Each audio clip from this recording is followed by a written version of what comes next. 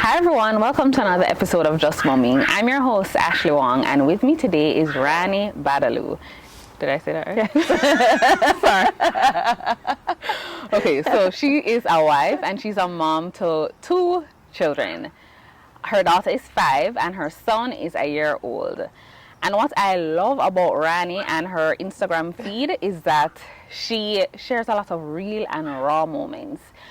I know we as moms, we like to show all the happy and cheerful pictures of our kids, but the reality is they can be a lot sometimes, and motherhood is tough. So I just really love that she shares that with us, you know.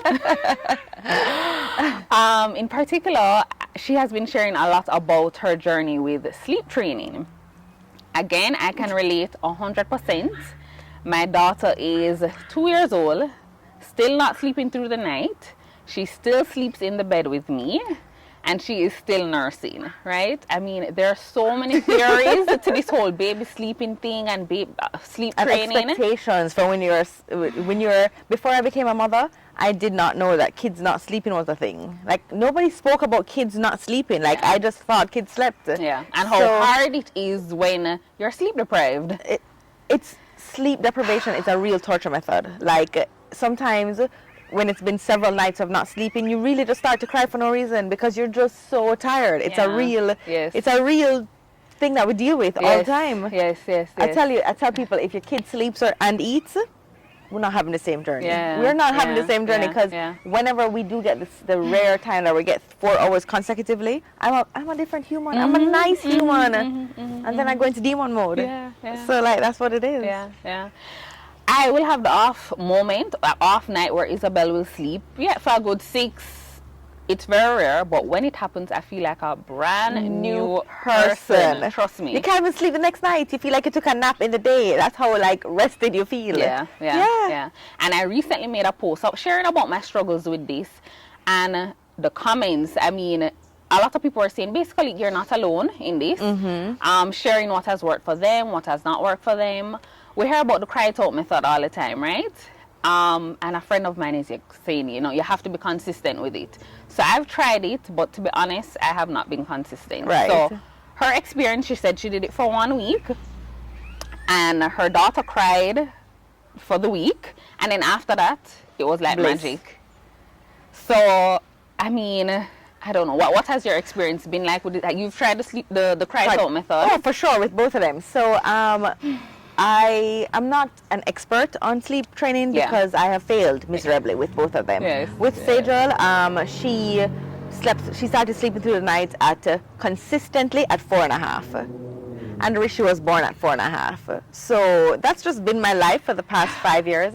But the thing is that I did sleep training with Sejal at 13 months, right? And I did it for 3 nights, and it did work. It worked. She cried for about half an hour, then 20 minutes, and then 10 minutes, and then nothing. Right. And then she did that, and she slept through from 8 to 6 for about 4 months. And then, I don't know if when you become a mother, there's a trigger word for me called regression. They're always going through a regression. Something is always making them regress.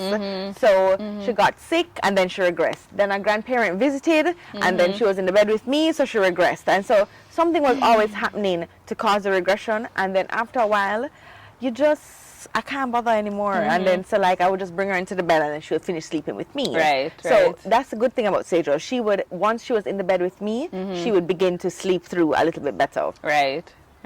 Rishi, so I said, okay, second time mom now, this is not going to happen again. I know what I'm going to do. Everybody says Sejal was a slimmer baby. Right. So that's why she's not sleeping. So many theories, Listen, Rishi's 24 pounds. He's a whole human, and he's still not sleeping more than 3 hours a night. Right. It's like, and Rishi was also a reflux baby. So when he cries for too long, because I've cried out with him, he makes himself throw up. So it's either no sleep or clean up throw up, and no. Oh my gosh. Exactly. So, I mean, with the whole sleep thing, all I can say is that it's incredibly hard, and you're going through the ropes now, especially as a working mom. But she will start sleeping by the time she's 5. So I have 3 more years of this. That's what I'm counting down to. I'm just like, you know what? I'm just going to count down to 5. And if it happens before, big up. But at least my expectations are at 5. Wow. Yeah, That's I don't know. crazy. I mean, maybe we're not consistent enough. I really think that maybe that could be the case, but this is how we're staying safe and staying sane, because for me at this point, with the whole pandemic and just being tired of life, dealing with a screaming baby at 3 in the morning, it's not something else I want to put on my mind or brain right now. So I'm just kind of like, yeah.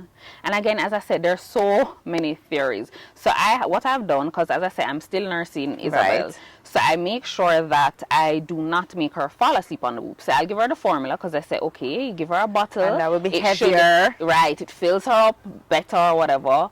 But of course, when she wakes up in the middle of the night now, I'm just going to pop out that boob because me can't bother go make another bottle or get out of my bed. No. So it's just so much more convenient. I had another friend that said, okay, cut out the night feedings, and that's what helped her son to sleep through the night. But I'm like, how do you cut out the night feedings? Actually, all of these things, that absolutely make sense to you at 4 o'clock in the afternoon, But you try to apply that at 1 a.m., it just doesn't work. Like, these things that you're saying, I'm like, all right, you know what? I'm going to go home again and I'm going to try again. Yeah. But when you're tired, it just doesn't translate, and that's the difference. And then when Rishi is in the middle of the night, he does not want anybody else but me. Like, anybody else but me. And then if he starts screaming and wailing like a banshee and wakes up the other child, then I'm in deeper crap, and I'm just like, whoa, we're not doing this right now. So, I mean, sleep is a very touchy subject for me with the whole children thing, and maybe I'm doing it wrong, but I think I'm a fairly smart person, so I just think that some kids are just not good sleepers until later on. And we just have to accept it. Or what? I don't know what the other solution is. Yeah. So guys, if you have some other suggestions, you can leave them in the comments for us, but we're going to leave it at that and move right along. Okay. All right. So you've also shared your journey of baby-led weaning. Right. Of course, you're going to explain what that is to Right. us, because I've never heard of the concept until I saw your video when you were speaking to somebody about it. Right. So tell us what is it all about, baby-led weaning? Okay, so I didn't know about baby-led weaning with my first child as well, with Sejal. Right. But what I did know is that Sejal is a very poor eater. So she was very picky. We were on purees till about 18 months. I'm not sure if she had like a sensory thing within her mouth or whatever, but food so I was dealing with no sleep and she wouldn't eat. So like it was just a hot mess. So with Rishi, I really was determined to try new things. Right. And a very close girlfriend of mine does baby-led weaning, and her son is like eating noodles and like tacos and chicken and everything like at 10 months, and I'm just kind of like, I don't know what's happening here, but you're going to teach me this. So basically baby-led weaning is following the child's cues when it comes to when it is they want to transition from a solely milk diet to more solids. And we've always been told that you need to go from milk to purees, mashed food, and then structure them up. But kids are, when you give them the opportunity and appropriate bite-sized portions, they're able to chew and swallow without teeth. Right. Look, Rishi. No, man. And you get better at it, right? He's missing his mouth now, but practice makes perfect. See him looking at you. Yum. So that's really the whole angle that I took. Yeah, because with that method, I always worry about the whole choking. I know that's always a concern. So there's a big difference between choking and gagging. So a lot of times when the kids are making that noise and they're really just gagging, so like they're not. But of course you're frightened. No, so they start clap them back and their things, and the poor child's neck is clunking forward, but nothing is happening. The child is just learning to manipulate and move the food around with their tongue and try to swallow. So what they say is a good rule of thumb is that gagging, you're making noise. Choking, it's silent. So you can kind of know what is happening at that point. And also you're not giving the kid like a whole chicken leg, right? You're portioning it right. And there's, a million resources available, and Facebook groups on like the types of food to use, how to prepare it. But baby-led weaning is something that I would definitely recommend for anybody to try again, because it makes the child a more curious eater. They want to eat more. to not have to spoon food in their mouth, and you're able to have them just eat egg or bread or whatever. It takes one thing off of your plate. Yeah. So because I'm actually struggling. Again, my daughter is 2 years old, and I'm struggling a bit with the eating cup. 1 minute she will eat the food, you give her the same exact thing tomorrow, she doesn't want to eat it. But at 2 though, I hate 18 months to 2.5 years. You're in my dreaded period, like 18 months to 2.5 years, when they're not a baby, but they're still kind of a baby, and they're trying to manage their emotions. Like, they're morons in that year. So like 2, I would say be gentle with yourself, and because she is really trying to go through a lot. She's trying to like look at the world in different eyes, and she's a lot more aware of things.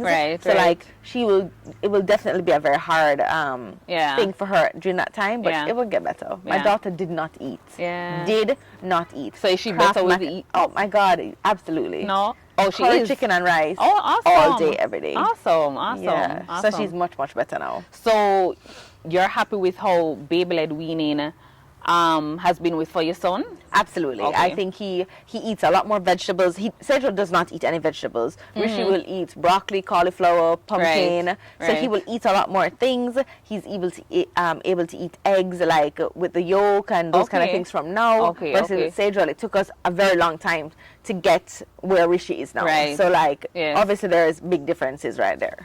So I would really recommend that baby-led weaning is something that we try, because this whole thing that we're marketed, that you need to give them like green peas and mashed up apples in a pouch. Like, why would we think that tastes good? I'm not sure why we think that tastes good, because it doesn't. So this just allows you to have one pot and everybody's eating from it. Makes life easier. I think so. Yeah, definitely. And I mean, it's a fairly easy concept to get on as well, and there's so many resources available. So, and you started this at age, I'm guessing like 6 months? Or? No, I started at about 8 months, 9 months. So you have to do it when the child can sit up completely unassisted, their neck is steady, and you see them wanting to put food to their mouth. So it's not like when you introduce cereal, it's very different. That kid has to be able to sit down by themselves, and they're like, esophageal tract be like straight and those kind of things. But once they're able to do that, good to go. So next time, number 2.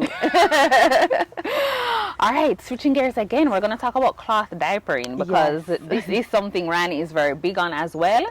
Big up yourself, Rani, because I mean, again, as a mom, we have so much things on our plate already. So I would imagine just a hassle, or I don't know if it's not really a hassle to be washing and drying and all of that. The convenience of the disposable diapers, I mean. Absolutely. Like, I'm never going to say that a cloth diaper is as convenient as a disposable, because it isn't. But I do believe that convenience is one of the reasons why the planet is where we are right now. I know you're big on being eco-friendly. Right, exactly. I mean, like, I'm a planet warrior. So I do believe that convenience is the reason why we're here now. And absolutely, disposable diapers are very convenient. But a cloth diaper has come a long way from what we think cloth diapering is. And I think that was a big hesitation for me as well, until I started to research it more and find out that it's not as daunting as it can seem. And I do think that it's actually persons that have the resources of like a washing machine, a dryer, able to access water and those kind of things. Those are the persons that should take up the burden of cloth diapering a little bit more, because we have the ability to put out a little bit more effort for like a huge impact in terms of landfills. So you did this with your daughter as well, or no? Sergio, like, I can't explain to you how, for me, parenting has come so far in 5 years. Like, we weren't having these conversations 5 years ago. So to have these conversations now, I think we're making it so much easier for other moms, for moms within our community, because we never spoke about these things before. Like, now if I'm having a problem, I am asking everybody, because I can't be the only one going through this. And I have learned that with this Just Mommy channel, and whatever you're going through, you're not alone. No, absolutely Best believe it, you are not alone. And if you just ask, like I feel like the mommy groups, you just ask for help, and we just want to be like, oh, child, come here. Let me tell you, like, we want to help feel your pain and get you through this time, and vice versa, because we're all going through it. So I actually bought a cloth diaper. So this is what the cloth diapers look like now. So cute, designs. There's no safety pin. There's no safety pin. This is all snaps. And this is the waterproof outer layer that they come in like different designs and lots of different brands, So etc. cute. Yes. So this cloth diaper is made to last you from newborn to toddler to when you're potty training them. Okay. So this one diaper is going to last Rishi until he's out of diapers. Okay. And the type of I'm not even going to get into cloth diaper because it's a whole thing. The type of cloth diapers that I use are called pocket diapers. So basically it's this, and then this is the pocket for the inserts. Okay. And then I use bamboo and hemp inserts. Okay. So this is the bamboo insert, and this is the hemp insert, and these are used inserts, but as you can see, they're white, so they come clean. Exactly. And if you sun them, it's good to go. So I literally would put this into the pocket, and then I would just put a disposable liner on it. So it's a biodegradable compostable liner. Okay. So that's just to protect, like if he poos, then I can just take that up and flush that. That's what I was gonna ask. It's all everybody wants to know about the poop. I get it. Yeah. So with cloth diapering, you're gonna handle poop a little bit more than with a disposable. I'm not gonna say no, you're not. But at 2, I know you've handled poop, Ashley. Like we've all handled poop. Like at this point in time, poop is not a big deal to you. So, but okay, if he poos, do you have to like wash the diaper right away? No. So I wash my diapers every 3 or every 4 days. Okay. So cloth diapers or clothes in general actually doesn't smell if you keep it open. So if you put it in a closed container, that is when the bacteria starts to fester. So then where do you put the dirty diapers? Yeah. I have a pail that's perforated, and I just drop them in there. Okay. And it doesn't smell up the place. I mean, by the 4th, they're kind of like, all right, cool. Like, I'm not going to say that it's like, but disposable diapers smell if you don't have it in a diaper genie, right? So it's like, I'm not ever going to try to make it seem like cloth diapers are completely hassle-free. Like, you're going to smell it after a while, but then you drop it in the washing machine because we have access to that, luckily. Yes. And then you just sun it and then you go again. Yeah. And I mean, I'm not saying that I am a complete cloth diaper. I actually use a disposable in the night. I use one disposable in the night just because I'm trying to trick myself that if he has a stay dry feeling, he will sleep longer. Doesn't work. I mean, it's the same, but I like to trick myself about that. So I do. But my thing is that if you're able to just give up 1 disposable a day, 2 disposables a day, like it makes a big difference.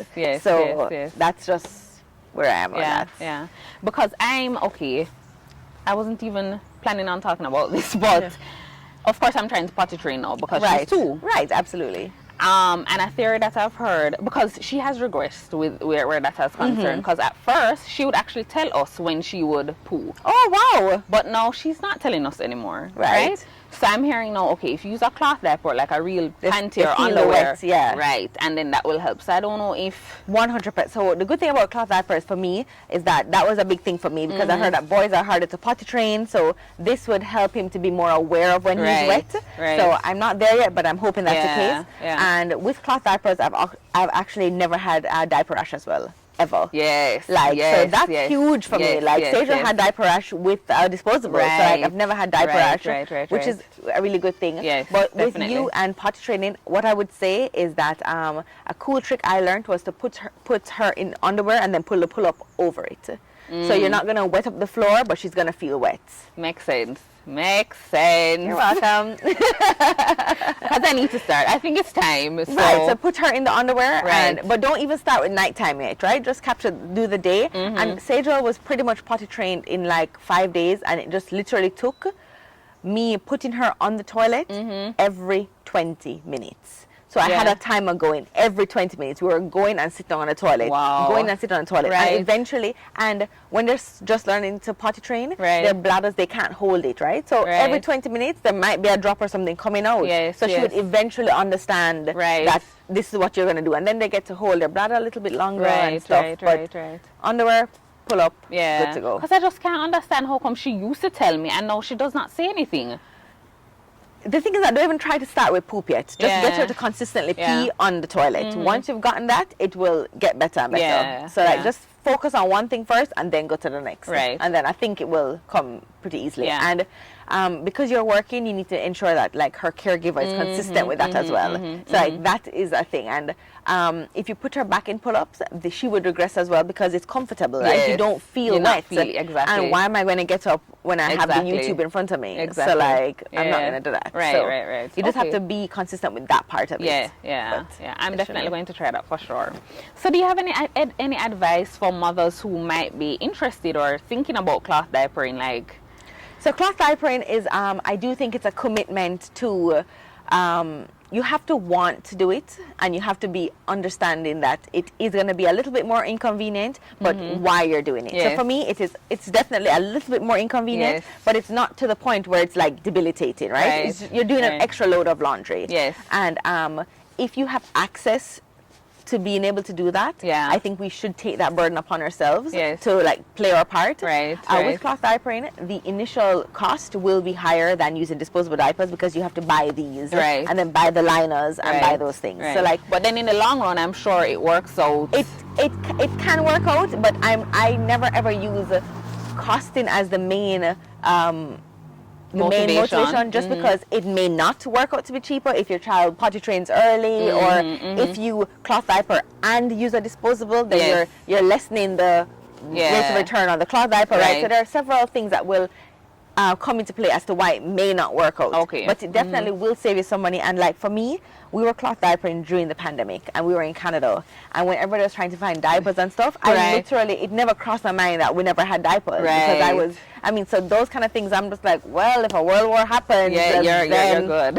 Exactly. So like cloth diapering, and I think with cloth diapering as well as like there's other concepts, like it can get overwhelming if you join a Facebook group and then they know their way of washing, their way of their brands that they love. It's honest to God not that serious. It is a piece of cloth with a waterproof liner at the back with some cloth inside. So you're gonna try it. Some may not work, so you like some brands more. If your baby's super skinny, then it will be a little bit weird at first because this has to fit snugly around their leg. But you get into it, like everything becomes a new normal.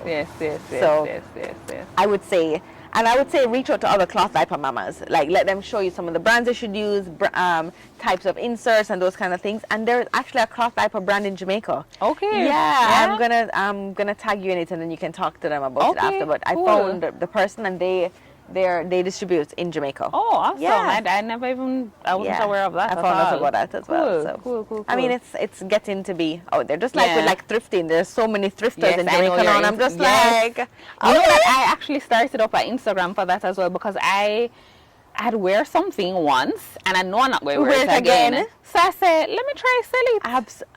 And it's sold. I started it, but I kind of fell off. But with life. For sure. But there are a lot more. I think persons are becoming a lot more cognizant of the role fast fashion, all of our decisions play and make into this world. And I feel like if you have access to do better, then we should do better, right? That's my thing. I would never say to somebody who doesn't have water, oh, you should cloth diaper. That's just incredibly unfair. Persons like that should be given the option to use disposable diapers. But if you are able to do better, then I think you should. That's really how I do that. Well, thank you so much, Rani. We have learned so much about baby-led weaning, about cloth diapering, and well, I guess we may have to take a course on sleep training or something, because we've both failed miserably, but that's fine. It is what it is. Exactly. And I've come to realize with children and being a second-time mom that they're not going to not sleep when they're in school. Like they're not going to be in high school and not sleep, right? And just like with food, she's not going to be eating chicken nuggets only for the rest of her life. So just kind of rough it out. Literally. That's what I tell myself too, I'm just like, there will come a day when she won't want to sleep in my bed. So I'm dying for her to come out of my bed right now. There will come a day when she won't want to be in my bed, and I'm going to be like, come sleep with mommy. I don't think I'll ever be like that. No, I don't think I'll ever be like that. I will be happy to wake up and hug you from your room. And you might be surprised, Rani. You might be surprised. Perhaps I'll miss it for a day, and then I'll remember what I went through, and I'll be like, no, thank you. But that's one of the things I've learned with motherhood. Like I try not to pine for like the old time. Like for example, when persons have like newborns and they're like, oh, I want to go back to newborns. No, I don't. That stage I don't miss. I do not miss the newborn stage for sure. Every year brings something new. Like Sejal is 5 now, and the level of independence I'm seeing with 5. I feel like at 8, it's going to be like, whoa, you guys can pour your own cereal and like go to the bathroom by yourself. I feel like it'll be a whole new world. Trust me. So, and I feel like with every stage there comes a new challenge. So you feel like you knock this one out of the park, and then there's a new challenge. But that's just motherhood. It is Yeah, exactly. yeah. And just know that there's like a community behind us who have also been through it, going through it. Yes. So yeah. if they can't help you, they can cuss with you. Yes, so exactly. That's and what that makes us feel better. Oh God, I feel justified in knowing other people think they don't sleep. Yeah. Your kid doesn't sleep. Okay, cool. yes. So yeah. Thanks, Rani. I mean, You're this was a lovely discussion. Thank you so much. Of course. Thank you all for tuning in, and we'll see you again next time. Bye. I really hope you enjoyed that video. Please remember to like, share, subscribe, and don't forget to leave a comment as well. I really want to hear from you guys. Let's share, let's connect, let's build this Just Mommy community. Thank you so much again.